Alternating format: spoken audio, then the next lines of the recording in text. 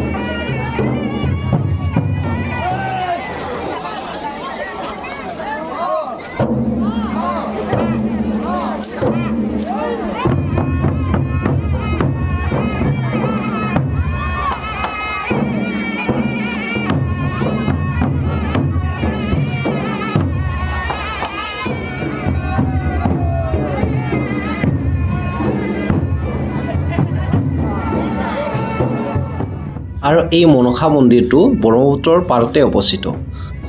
ৰাতি হোৱাৰ বাবে দেখা নাযায় যদিও দিনৰ পোহৰত ঠিক এনেকা দেখা যায়। খুবেই ধুনীয়া আৰু খুবেই মনোমোহা এই মন্দিৰটো। আৰু সেইফালে যি দেখিছে সেইটো ব্ৰহ্মপুত্ৰৰ সিপাৰ।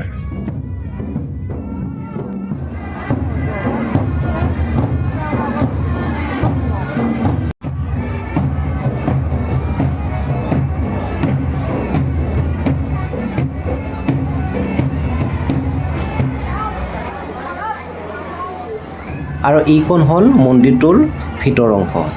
খুবেই ধুনীয়া, আৰু তাতে যেনেকৈ ফুলৰে সজোৱা হৈছে দেখাত আৰু ধুনীয়া লগা হৈছে। 2 মহলা এই মন্দিৰটোৰ ওপৰত উঠিলে আৰু ধুনীয়া লাগে, সেয়েহে মই ওপৰলৈ উঠিলোঁ। ওপৰৰ পৰা আৰু ভাল লাগে। এই মন্দিৰটোৰ সৌন্দৰ্যখিনি আৰু ভালকৈ উপভোগ কৰিব পাৰি।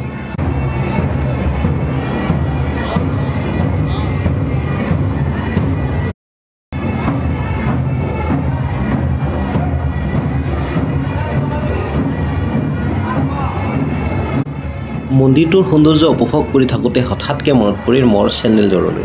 আগতো এনেকৈ মন্দিৰত মোৰ চেণ্ডেল হেৰাইছে, সেয়েহে মই ততালৈকে তললৈ নামি আহিলোঁ।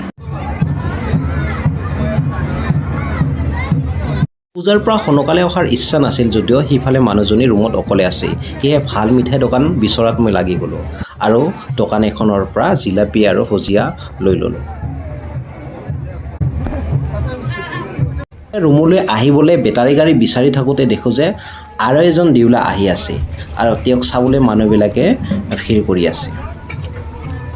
কিমানজন দিউলা ওলাইছে হিচাপ নাই, আৰু মই হিচাপ কৰিও তত পোৱা নাই। ইফালৰ পৰা এজন ওলাইছে, সিফালৰ পৰা এজন ওলাইছে। বিচাৰি থাকোঁতে দেখোঁ চিনাকি ম'ম' দোকানীখন ইয়াতে ম'ম' বিক্ৰী কৰিবলৈ আহিছে, সেয়ে ম'ম' 40 টকা লৈ মই ৰুমলৈ ৰাওনা হ'লোঁ। ফ্ৰেণ্ডছ, ৰুমলৈ আহি আমি ম'ম' খোৱাত লাগি গ'লোঁ। ভিডিঅ'টো কেনেকুৱা পালে লাইক কৰিবলৈ নাপাহৰিব, কমেণ্ট এটা কৰিব, আৰু যদি ভাল লাগিছে ভিডিঅ'টো শ্বেয়াৰ কৰিব, আৰু মোৰ ফেচবুক পেজটো যদি ফ'ল' কৰা নাই ফ'ল' কৰিবলৈ নাপাহৰিব।